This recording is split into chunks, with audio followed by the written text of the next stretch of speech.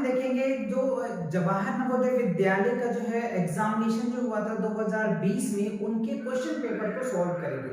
और अगर बच्चों अगर आपने 2021 के क्वेश्चन पेपर को सॉल्यूशंस नहीं देखा है बच्चों, तो वो वीडियो भी आप देखो, जिससे कि आपको पता चल जाएगा कि जवाहर नवोदय विद्यालय क्लास 6 के एंट्रेंस एग्जाम में किस तरह के क्वेश्चंस अरिथमेटिक से पूछा जाता है। नहीं देखा है तो जरूर आप वो देखना बच्चों, उसका लिंक या तो डिस्क्रिप्शन में दे दूंगा या आप चैनल पे विजिट करके भी देख सकते हो। ओके, तो चलिए आज देखते हैं कि आपको 2020 में राइट एग्जाम जो हुआ था नवोदय विद्यालय का, उसमें किस तरह के क्वेश्चंस आया था और किस तरीके से आपको क्वेश्चंस आगे भी आएंगे, वो भी आपको पैटर्न समझ में आएगा यहाँ से। ओके, तो चलिए स्टार्ट करते हैं बिना डिले किए हुए। ओके, सो पहला क्वेश्चन क्या है आपके सामने, देखो यहाँ पे बहुत बेसिक क्वेश्चन पूछा जाता है बच्चों। आपको तो आता है हाई लेवल तक, बट आपको जो क्वेश्चन बेसिक पूछ दिया जाता है और आप कंफ्यूज हो जाते हो, है ना, कि मुझे कुछ नहीं आता है। आपको बच्चों बहुत चीज आता है, बट हाँ आपको पेशेंस रखना है। पेशेंस रख के अगर आप करेंगे ना तो आसानी से सभी क्वेश्चन हो पाएगा, क्योंकि बहुत बेसिक क्वेश्चन पूछे जाते हैं। सो देखो कितना इजी क्वेश्चन है। What is the difference between the greatest 7 digit numbers and smallest 4 digit number? अब बताओ कितना बेसिक, थर्ड क्लास के बच्चे भी बना सकते हैं इस क्वेश्चन को। इतने इजी क्वेश्चन तो आप क्यों नहीं बना सकते? आप तो इतनी मेहनत भी कर रहे हो। चलिए देखिए, सबसे पहला बात क्या है, वही बेसिक नीड है। तो देखो ग्रेटेस्ट 7 डिजिट्स के नंबर की अगर मैं बात करूं तो देखो बच्चों, अगर मैं आपको ग्रेटेस्ट 7 डिजिट, ठीक है, तो ग्रेटेस्ट 7 डिजिट जो नंबर होता है बच्चों वो क्या होता है? आपको पता है कि 1 डिजिट का जो ग्रेटेस्ट नंबर होता है वो 9 होता है, 2 डिजिट का डबल 9 हो जाएगा, 3 डिजिट का 3 9 होगा। तो बताओ 7 डिजिट का कितने हो गए? 7 9 होगा, राइट? क्या होगा? 7 9 3 4 5 6 7। तो अब इस तरीके से कर सकते, क्या होगा? 99,99,999 आएगा, ठीक है। अब क्या कह रहे हैं उसके बाद स्मॉलेस्ट 4 डिजिट नंबर। तो आपको पता है स्मॉलेस्ट 4 डिजिट नंबर क्या होता है? 1 डिजिट का जो स्मॉलेस्ट नंबर होता है वो 1 होता है, तो 2 डिजिट का स्मॉलेस्ट नंबर 10 होता है, तो 3 डिजिट का क्या होगा? 100, 4 डिजिट का क्या होगा? 1000। So that's it. तो आप यहाँ पे क्या करेंगे, 4 डिजिट का आपको क्या करना है? 1000 लिख देना। अब क्वेश्चन में क्या कह रहा है? डिफरेंस क्या है? डिफरेंस मतलब आपको पता है सबट्रैक्ट करना होता है, तो सबट्रैक्ट कर दो बस और रिजल्ट आ जाएगा। तो 9 में से 0, ये तो 9 ही आ जाएगा, तो 9 आ जाएगा, 9 आ जाएगा और ये 8 आ जाएगा, ये 9 9 एंड 9। तो दिस इज योर आंसर्स। यही आपको करना था। कभी आपको एडिशन पूछ देता है, कभी सबट्रैक्शन पूछ देता है, तो अभी यहाँ पे डिफरेंस पूछ रहा है तो हम डिफरेंस बता दें। अब देखो ये ऑप्शन, 4 ऑप्शन दे रखे हैं, आपको इसमें से कोई ऑप्शन एक करेक्ट होंगे, राइट? यहाँ पे देखो तो 99,899 दे रखा है, right? D is the right answer. बताओ कितना इजी था, करेंगे कि नहीं थर्ड क्लास के बच्चे? तो इसीलिए मैं कहता हूँ आप पेशेंस रखो, आप बी पॉजिटिव कि हमें आता है, बट हाँ you will lot of time practice lot of questions. आपको जितने क्वेश्चन मिलते हैं सभी क्वेश्चन को प्रैक्टिस करो और अपनी स्पीड बढ़ाओ। वहां पे स्पीड भी देखा जाता है, क्योंकि कम समय में आपको ज्यादा क्वेश्चन भी करने होते हैं, राइट? तो रीजनिंग में भी कई माइंड लगाना पड़ जाता है, लैंग्वेज में भी कई माइंड लगाना पड़ जाता है। तो उसके लिए आपको स्पीड प्रैक्टिस करने के लिए आपको क्या करना पड़ेगा? ज्यादा से ज्यादा क्वेश्चन को प्रैक्टिस करोगे, राइट? चलिए तो बढ़ते हैं अगला क्वेश्चन क्या है, देखते हैं अगले क्वेश्चन में।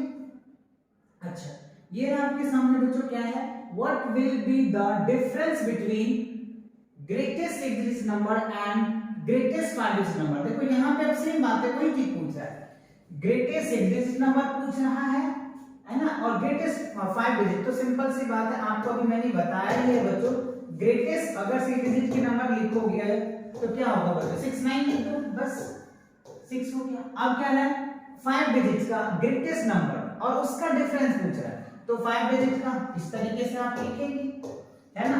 अब इसी में दोनों में डिफरेंस पूछ दिया, मतलब सेम पैटर्न के क्वेश्चन दो पूछ लिया। कह रहे 6 डिजिट का ग्रेटेस्ट नंबर, तो मैंने लिख लिया, समझ में आता है, अभी मैंने डिटेल बताया। 5 डिजिट का कह रहा है तो 5 डिजिट का लिख लिया, और फिर क्या कह रहा है? डिफरेंस कर दो, इस दोनों के बीच का डिफरेंस क्या है, अंतर क्या है? तो बस अंतर मतलब क्या होगा? सबट्रैक्ट कर देंगे, ठीक है ना? अब ये चलिए सबट्रैक्ट करेंगे तो क्या होगा बच्चों? सिंपल, आप चाहते इधर से कर लो 0 0 0 0 0 एंड दैट, ये आपके क्या होगा? आंसर आ जाएगा, ठीक है ना। अब ये ऑप्शन चेक कर लो, इसमें है क्या, यस डी है बच्चों, तो डी क्या होगा आपका राइट आंसर होगा। बताओ कितना इजी क्वेश्चन पूछे गए 2020 के एग्जाम में, तो आप इस तरह क्वेश्चन को बहुत आसानी से कर पाओगे, बहुत इजी होता है बच्चों एग्जाम देना, राइट। चलिए तो बढ़ते हैं अगले क्वेश्चन की तरफ, देखते हैं अगला क्वेश्चन क्या है आपके सामने। ये ना बच्चों, which of the following is not equal to 25। अच्छा, अब इसमें क्या है आपको, इसमें से ये जो चार ऑप्शन दिया है बच्चों, इस चार ऑप्शन में से कौन 25 के इक्वल नहीं है। तो आपको क्या करना पड़ेगा, एक एक करके सॉल्व करके चेक करना पड़ेगा कि कौन सा नहीं है। यहां पे आप डायरेक्ट नहीं कर पाएंगे। तो सबसे पहला अगर मैं बात कर लूं, ए पार्ट को देख लो। ए पार्ट में अगर मैं बात करूं, क्या दे रहा है देखो, 50 माइनस 100 डिवाइड बाय 4 दे रहा है। तो क्या करेंगे आप 50, अब देखो यहाँ पे अगर 100 को 4 से डिवाइड करोगे तो क्या होगा 25, और ये माइनस से क्या होगा 25। ये तो बच्चों 25 आ गए, ये तो आंसर होगा नहीं, ठीक है। चलिए बी में देख लीजिए, बी में क्या है आपका 20, ठीक है, प्लस दे रखा है बच्चों 20 डिवाइड क्या दे रखा है 4। तो बताइए 20 में 4 से डिवाइड करेंगे तो क्या होगा 5 आएगा, राइट। तो 20 प्लस 5 क्या होगा 25। तो ये भी ऑप्शन नहीं हुआ, बी भी इक्वल आ रहा है, राइट सी। चलिए तो सी में देख लेते हैं बच्चों, सी में क्या होगा 10, 5 2 जा 10 और 5 2 जा 10 और 10 क्या होगा बच्चों 20। यहाँ पे सी में देख लीजिए 10 प्लस क्या 5 2 जा 10, तो 10 10 क्या हो गया बच्चों 20। तो ये आपका आंसर हो सकता है, हो सकता है क्या, डेफिनेटली होगा। अब डी को भी चेक करो, डी में क्या है बच्चों, अगर डी की मैं बात करूं देखो 4 2 2 जा 1 हो गया ना, और ये 26। अच्छा एक मिनट बच्चों, अच्छा यहाँ पे बच्चों 5 भी दे रखा है ना, ये भी है यहाँ पे, तो ये आंसर से नहीं होगा, है ना। इसमें कुछ स्टेप और भी दे रखा है, 10 और यहाँ पे 5 दे दिया है, तो ये 25 आ जाएगा, राइट। तो सी भी नहीं होगा, सी 25 आ गया। डी नहीं आ रहा है बच्चों, डी में आप देखिए 24, यहाँ पे देखो 24 और इंटू क्या हो गया इंटू है बच्चों 2 प्लस दैट, तो कर लो यहाँ पे 26 आ रहा है। तो डी इसका आंसर होगा, क्या होगा डी, डी जो है वो 26 आ रहा है। बाकी आप यहाँ पे ए में देख लीजिए 25 आ गया, बी में भी 25 आ गया, एंड सी में भी 25 आ गया, डी में जो है बच्चों वो क्या आ गया 26 आ गया। तो हमसे ये पूछ तो रहा था which कह रहा है which of the following is not equal to 25, इसमें से कौन वो ऑप्शन है जिसमें 25 नहीं है। तो डी होगा, डी में हमारा 26 आ गया, तो ये ऑप्शंस आपके होंगे करेक्ट। क्लियर, चलिए समझ आ गया ना, ओके। चलो बढ़ते हैं अगले क्वेश्चन की तरफ। अगला क्वेश्चन देखो क्या है आपके सामने, the value of x, the value of x which make the following statement are true is। अब इस जो following एक्सप्रेशन दे रखा है आपको, इस एक्सप्रेशन को सॉल्व करना है और सॉल्व करके आपको बताना है ये चार ऑप्शन में से कौन से वैल्यू ट्रू है, कौन से वैल्यू करेक्ट है। तो कैसे, पहले सॉल्व कर लीजिए। चलिए हम इसको सॉल्व करके आपको बताते हैं। यहाँ पे देखो बच्चों क्या है 3 होल 7 बाय 11 मल्टीप्लाई 11 बाय 5, ठीक है, ब्रैकेट क्लोज, ठीक है, डिवाइड का सिंबल्स है, फिर क्या है 3 बाय 7 मल्टीप्लाई x इक्वल जो दे रखा है बच्चों 4 बाय 3, ठीक है, ये हमें दिया हुआ है, राइट। चलिए अब इन हमें क्या करना है, x की वैल्यू निकालना है। तो सबसे पहले आपको याद होगा बच्चों बोर्ड मास, राइट। बोर्ड मास का कॉन्सेप्ट आपको बहुत अच्छे से पता होगा, और नहीं पता है तो बच्चों इसका मैंने एक कंप्लीट सेपरेट लेक्चर डाल रखा है, आप चाहो तो वहां से देख सकते हो और डिटेल में समझना है तो, है ना। तो सबसे पहले हम ब्रैकेट का क्लियर करते हैं। तो आप यहाँ पे ब्रैकेट है तो ब्रैकेट को सॉल्व करो, फिर ऑफ का, फिर डिवीजन, फिर मल्टीप्लिकेशन, एडिशन एंड सबट्रैक्शन, इस तरीके से हम चलते हैं, ठीक है। तो इसको पहले सॉल्व कीजिएगा आप। तो देखो 11 3 33 और प्लस 7 कितना होगा 40, तो 40 बाय 11 और यहाँ पे आपको 11 बाय 5 दे रखा है, ठीक है, लिख दिया हमने। डिवाइड यहाँ पे क्या होगा बच्चों 3x अपॉन में क्या हो गया 7 इक्वल क्या हो गया 4 बाय 3 यहाँ पे, ठीक है। अब देखो इस 11 से ये 11 कैंसिल हो जाएगा, इससे इसको डिवाइड करेंगे तो 8 आ जाएगा, ठीक है सर। आगे क्या करेंगे, चलिए देख लीजिए 8। अब देखो ये डिवाइड में है ना, तो जो न्यूमरेटर है ना वो डिनोमिनेटर बन जाता है, और डिनोमिनेटर जो है वो न्यूमरेटर बन जाता है। उल्टा मैंने बोल दिया, ऐसे समझ लीजिए आप। तो नीचे वाला ऊपर कर दो, है ना, तो ये हो जाएगा 7 अपॉन में क्या हो जाएगा 3x इक्वल क्या होगा बच्चों 4/3। तो अब देखो इक्वलिटी का कॉन्सेप्ट से, यानी ये इसके इक्वल है तो 3 से 3 कैंसिल हो जाएगा और 4 से आपको इसको कट कर दो, तो यहाँ क्या हो जाएगा x इक्वल्स टू क्या निकल के आ जाएगा आपके पास 40। यानी ओवर इन ऑल अगर आप यहाँ पे देखते हैं बच्चों फाइनली, तो 14/x इक्वल क्या हो गया 1। तो अब क्या करेंगे, क्रॉस मल्टीप्लाई कर लीजिए, ठीक है, तो x इक्वल्स टू क्या आ जाएगा 14 आ जाएगा। तो x की जो वैल्यू आएगा क्या निकल के आया, x की वैल्यू क्या आ गया 14 निकल के आ गया। अब आपको चेक करना है कि इस ऑप्शन में कहीं 14 दिया है क्या, और दिया है तो ट्रू हो जाएगा। यस बी है बच्चों, तो बी क्या होगा राइट आंसर। समझ आ रहा है ना, बहुत बेसिक क्वेश्चन है बच्चों, बस आपको थोड़ा सा स्टेप बाय चलना है। जो क्वेश्चन कह रहा है उनके अकॉर्डिंग आपको स्टेप बाय स्टेप चलना है, आसानी से आप क्वेश्चन के अप्रोच तक पहुंच पाओगे और आपके आंसर्स भी आ जाएंगे। क्लियर, चलो तो देखते हैं अगला क्वेश्चन। आप चाहते हैं तो स्क्रीनशॉट ले लो, ले लिया आपने, ओके। देखो अगला क्वेश्चन क्या है, द सम ऑफ, ध्यान दो बच्चों क्या कह रहा है, the sum of HCF and LCMs। कह रहे हमें क्या फाइंड आउट करना है, ये जो फॉलोइंग्स आपको दिया है इनका पहले आप LCM फाइंड आउट करोगे, फिर HCF फाइंड आउट करोगे, और जो LCM एंड HCF आपका आएगा उसका सम आपको बताना है। क्वेश्चन क्लियर हो गया ना, क्वेश्चन क्या पूछ रहा है, ठीक है। चलिए तो देखते हैं, सबसे पहले हम इनका HCF निकाल लेते हैं। तो 45 का हम फैक्टर करके फैक्टर मेथड से निकाल लेते हैं। 45 है बच्चों 3 से लग जाएगा ना, ये हो जाएगा 15, फिर यहाँ पे 3 से लगा दो तो ये हो जाएगा 5, ठीक है। अब आप 60 का निकालिए, तो 60 का 2 से निकाल दीजिए तो कितना आ जाएगा 30 हो जाएगा, फिर 2 से लग जाएगा तो ये क्या होगा 15 हो जाएगा, फिर आप 3 से लगाएं तो ये क्या हो जाएगा 5 हो जाएगा, ठीक है। अब आपको क्या है 75, तो 75 का फैक्टर कर लो, तो 75 तो 2 से कटेगा ही नहीं, तो 3 से लगाइए तो क्या होगा 25, फिर बच्चों 3 से कटेगा नहीं 5 से कटेगा तो 5 आ जाएगा, ठीक है। तो ये हमने लिख दिया फैक्टर। अब आप ध्यान से समझिएगा, बहुत बेसिक बात बता रहा हूं बच्चों। अब देखो HCF हमें करना है और 3 आपको फैक्ट नंबर दिया है, तो तीनों में जो कॉमन पार्ट होता है ना वो पार्ट हम लेते हैं। HCF के केसेस में ध्यान दीजिएगा, HCF के केसेस में क्या लेते हैं, जो तीनों में कॉमन होगा यानी सेम होगा उस टर्म को, उस फैक्टर को हम लेंगे। चलिए हम आपको दिखाते हैं। देखो बच्चों 3 इसमें भी है, 3 इसमें भी है, 3 इसमें भी है, तो 3 तीनों में कॉमन है तो हम यहाँ पे 3 ले लेते हैं, ठीक है। अब देखो 5 इसमें भी है, 5 इसमें भी है एंड 5 इसमें भी है, इवन ये भी है, तो वो भी ले लो कोई फर्क नहीं पड़ता, तो ये हमने 5 ले लिया, ठीक है।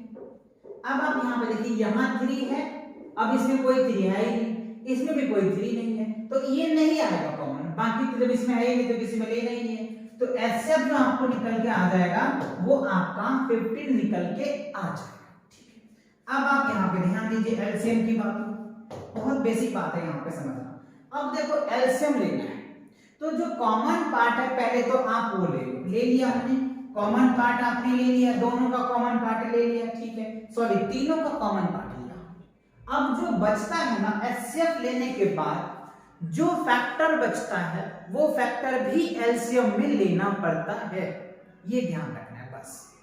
HCF निकालने के बाद जो भी फैक्टर बच जाता है वो फैक्टर हम LCM में लेते हैं, क्लियर, ओके। तो देखो इसमें क्या बचा है बच्चों 3 बचा है, तो हमने 3 ले लिया, ठीक है सर। इसमें क्या बचा है 2 2 4, चाहो तो आप 4 लिख लो या 2 को 2 बार लिख दो, ठीक है। इसमें देखो क्या बचा है बच्चों 5 बचा है, ठीक है। अब क्या करेंगे सर, अब इन सब को मल्टीप्लाई कर दो, आपका रिजल्ट आ जाएगा, ठीक है। कैसे देख लो, अब सिंपल से एडिशन मल्टीप्लाई कर लो, 5 5 जा 25, 25 4 जा कितना हो जाएगा 100, ठीक है सर, और 3 3 जा 9, और 9 को 100 से मल्टीप्लाई करोगे तो क्या आएगा 900 आएगा, तो अब यहाँ पे 900 लिख दीजिए, तो ये आपका क्या निकल के आ गया बच्चों LCM निकल के आ गया, ठीक है। अब आओ क्वेश्चन पे, कह रहा है सम, ध्यान दो बच्चों यहाँ पे सम पूछ रहा है, एचसीएफ और एलसीएम का तो निकाल दो बस। तो क्या करेंगे, एलसीएम और एचसीएफ का जो सम निकालेंगे, सम निकालना है तो यहाँ पे सम लिखेंगे एचसीएफ और प्लस एलसीएम। तो एचसीएफ आपका 15 आया और एलसीएम आपका 900 आया, दोनों को ऐड कर दीजिए तो 915 आपका आंसर आ गया। बता कितना बेसिक था, स्टेप वाइज तो हमने चला, जो जो क्वेश्चन में कहा हमने वही वही पार्ट करते चले गए और हमारा रिजल्ट आ गया। अब आप इस रिजल्ट को मैच कर दो, यस सी में है ना बच्चों, तो सी क्या होगा आपका राइट आंसर, सी क्या होगा आपका राइट आंसर। आई होप समझ आ रहा होगा आपको अच्छे से, कोई दिक्कत तो नहीं हो रहा है ना। अगर कोई दिक्कत होता है समझने में तो आप कमेंट करके हमें बता सकते हो कि सर हमें यहाँ पे समझ नहीं आ रहा है या हमें यहाँ पे दिक्कत हो रही है, इसका कुछ और डिटेल कॉन्सेप्ट है तो आप क्वेश्चन के साथ साथ कॉन्सेप्ट भी करवा दीजिए, राइट, जिससे कि नेक्स्ट वीडियो में इन चीजों को मैं इंप्रूवमेंट कर सकूं आपके लिए। क्लियर, चलो तो बढ़ते हैं अगले क्वेश्चन की तरफ। अगला क्वेश्चन देखो आपके सामने क्या है, 5/3 - 1/6 + 3/5 इज इक्वल टू, अच्छा ये आपको एक्सप्रेशन दे रखा है, इस एक्सप्रेशन को सॉल्व करके आपको बताना है ये चार ऑप्शन में से कौन से ऑप्शंस करेक्ट। तो आपको ये तो बहुत अच्छे से पता है, बोर्ड मार्क्स का कॉन्सेप्ट, राइट। चलिए तो सॉल्व करके देख लेते हैं बच्चों, क्या है 5/3 - 1/6 + 5/8। चलिए इनको सॉल्व कर लेते हैं। तो अब आपको क्या करना है, 3, 6 और 8 का आपको एलसीएम ले लेना है, ठीक है। तो 3, 6, 8 का अगर आप बच्चों आप एलसीएम लोगे, ध्यान दो एलसीएम लोगे तो क्या आएगा, सिंपल सी बात, पहले तो 2 से लगाएंगे आप, ठीक है सर लगा दिया हमने, फिर ये आ गया 4 आ गया, फिर आप 2 से लगाओगे जी, ठीक है सर लगा दिया, ठीक है जी, फिर 2 से लगाओगे जी, लगा दिया सर, ठीक है जी, अब आ गया, ठीक है। अब आपको 3 से लगाना है तो 3 से 3 कर दो, ठीक है। तो अब आप इसको मल्टीप्लाई कर दो, तो देखो 2 2 4, 4 2 8, 8 3 24, है ना।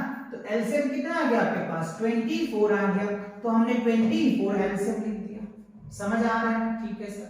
अब क्या करते हैं बच्चों, बहुत बच्चे यहाँ पे कंफ्यूज हो जाते हैं, इस नंबर से इसको डिवाइड करना पड़ता है, ठीक है। तो 3 से 24 में डिवाइड करोगे तो कितना आएगा, 8 आएगा, 8 3 24, तो 8 को 5 से मल्टीप्लाई करेंगे, राइट। तो आप चाहो तो ऐसे लिख सकता हूं, मैं लिख देता हूं 8 पंचे, राइट, 8 पंचे हो जाएगा बच्चों। फिर यहाँ पे माइनस है 6 से, तो 6 चौक 24, तो यहाँ पे होगा 6, ठीक है, 6 चौक 24 बच्चों 4 आएगा, राइट, 4 × 1 आएगा, 8 3 24, तो 5 × 3 आएगा। समझ रहे हो बात को, ठीक है। तो इस पार्ट को हम इस तरीके से अच्छे से लिख सकते हैं। अब आप चाहो, अगर आपको अच्छे से आता है तो आप डायरेक्ट भी लिख सकते हो, कोई दिक्कत नहीं है ना। तो आप इस तरीके से लिखिए, तो 8 पंचे कितना होगा बच्चों 40, माइनस का 4, और ये क्या होगा बच्चों 5 3 15, बाय क्या होगा 24। अब आपको क्या करना है, इन पार्ट को ऐड कर लीजिए, ऐड करने के बाद क्या रिजल्ट आएगा देख लीजिए।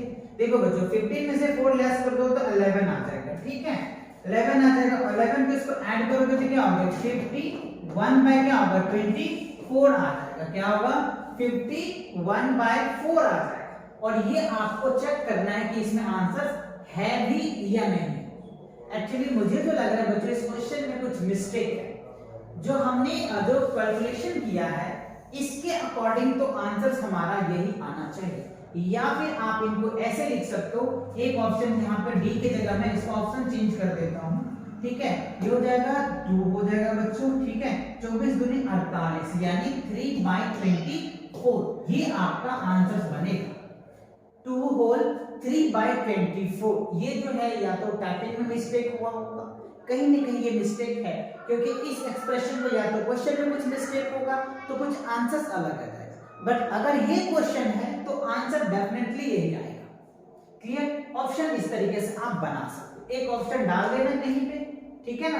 तो क्या होगा इसका आंसर 2 होल 3/24 या फिर 51/24, ये आपके आंसर आ जाएंगे। आई होप समझ आ गया आपको अच्छे से, ओके। चलो तो बढ़ते हैं अगले क्वेश्चन की तरफ। अगला क्वेश्चन देखते हैं क्या है आपके सामने, ये रहा बच्चों 15 - 15 divide 15 multiply 6 equal x, then what value of x। तो x की वैल्यू क्या होगी, ये बताना है आपको। तो कुछ नहीं बच्चों, सिंपल से बोर्ड मास का कॉन्सेप्ट लगाइए, 15 minus 15 divide 15 multiply 6 equal x। ठीक है, तो बोर्ड मास का कॉन्सेप्ट आपको पता है ना। बोर्ड मास का जो है बच्चों कॉन्सेप्ट आपको बहुत अच्छे से पता है कि सबसे पहले हम ब्रैकेट को सॉल्व करते हैं, फिर उसके बाद ऑफ, फिर डिवीजन। तो यहाँ पे देखो ब्रैकेट ऑफ तो है ही नहीं, तो डिवीजन का सॉल्व करो। तो डिवीजन वाला पार्ट ये है, तो आप यहाँ पे लिखेंगे 15 और यहाँ पे 15 डिवाइड को चेंज करते हैं तो क्या होता है बच्चों, मल्टीप्लाई में चेंज हो जाता है, इनटू 6 इक्वल क्या होगा x। ठीक है, तो इस 15 से ये 15 कैंसिल हो जाएगा। ठीक है, तो 15 माइनस 15 माइनस क्या होगा बच्चों 6, क्योंकि 1 को 6 से मल्टीप्लाई करोगे तो 6 आएगा इक्वल टू x, राइट।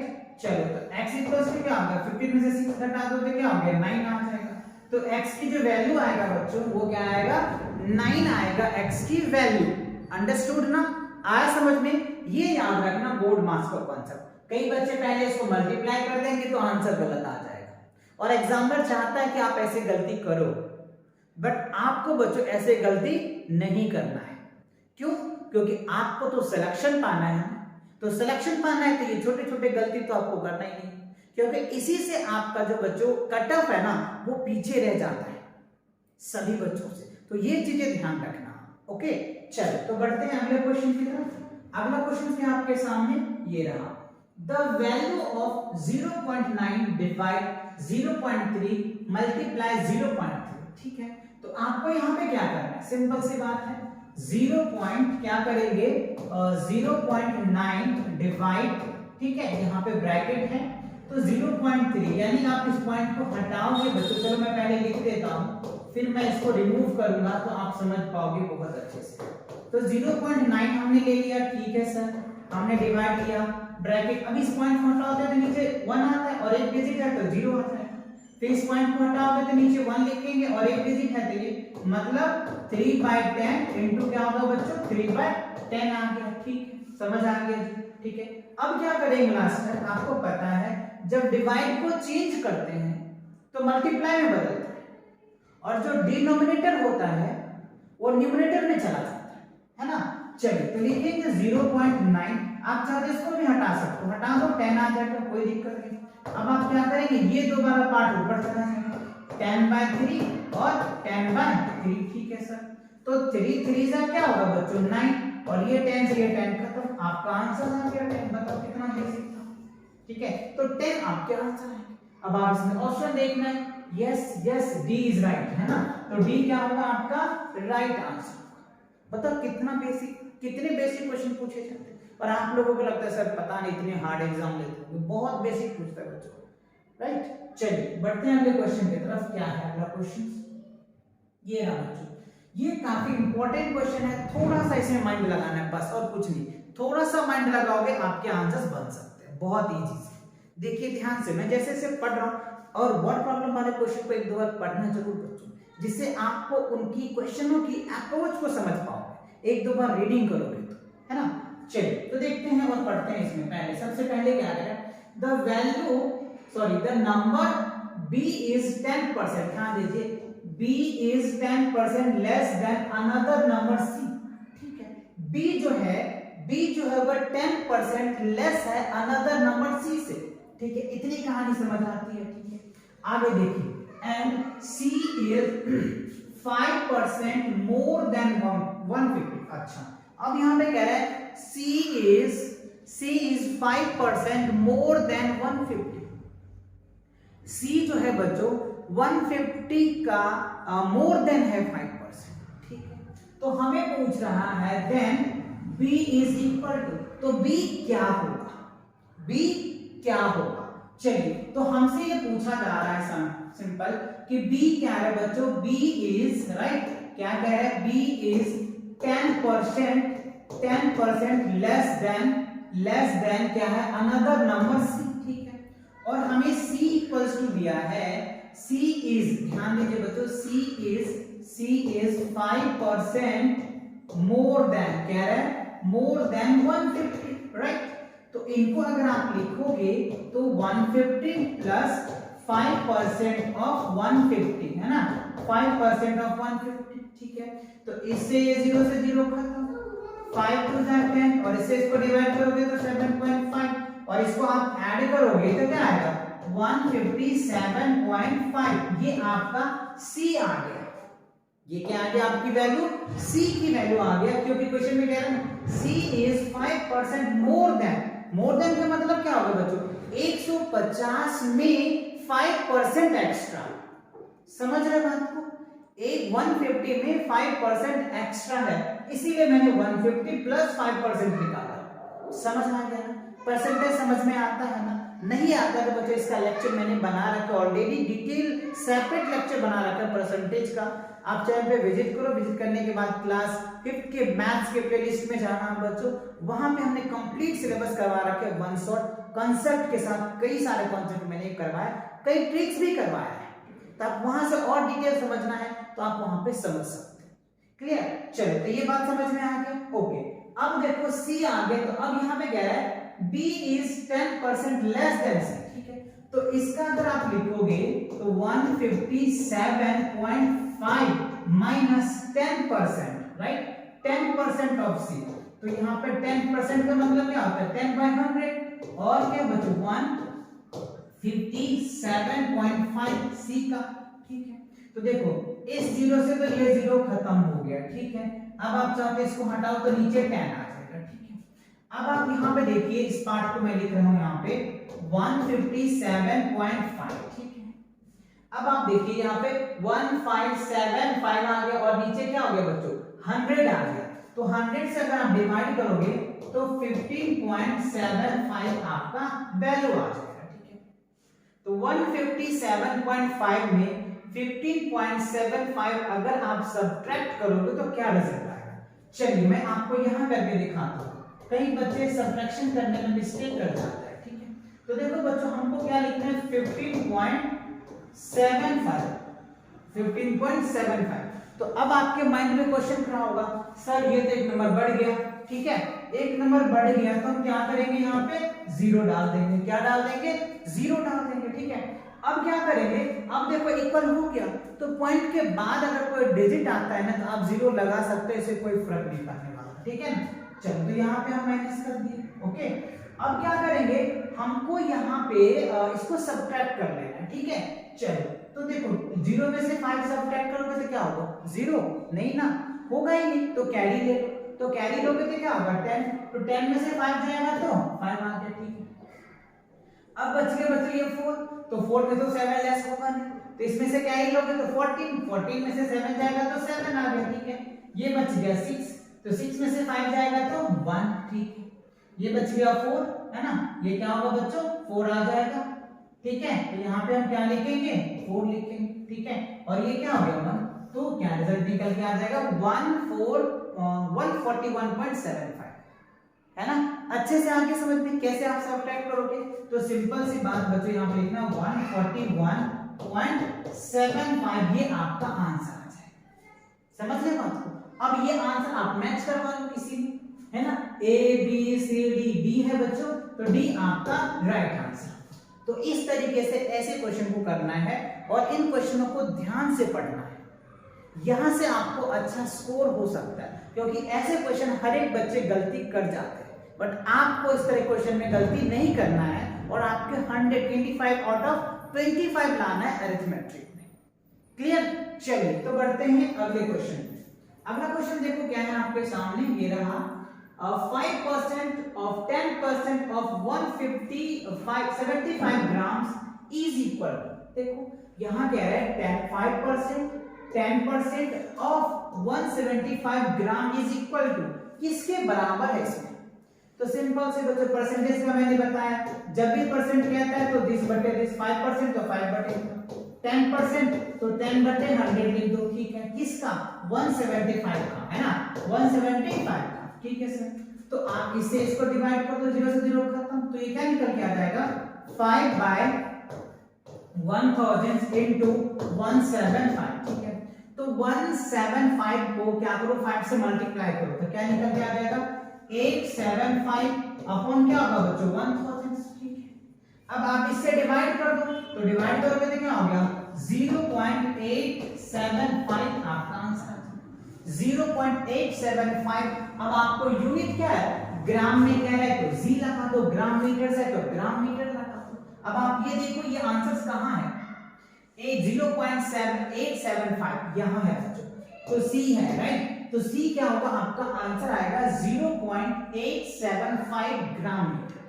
ठीक है, जी एम अंडरस्टूड ना, अच्छे से समझ आया क्या? तो इस तरह क्वेश्चन देखो कितनी इजी क्वेश्चन पूछे गए थे 2020 के एग्जाम, है ना। चलिए तो बढ़ते हैं अगले क्वेश्चन के तरफ। ओके बच्चों, तो इस लेक्चर में इतने ही क्वेश्चन थे, तो आई होप ये सभी क्वेश्चन आपको समझ आ गया होगा। और लास्ट में आपसे एक बार रिक्वेस्ट रहेगा कि इस क्वेश्चन से जिन बच्चों तक बेनिफिट होगा उन बच्चों तक जरूर पहुंचो, जिससे बच्चों उन बच्चों का भी ये क्वेश्चन को देख करके एक बार तो मन जरूर हो जाए कि सर मैं तो नवोदय विद्यालय क्रैक एग्जाम जो है वो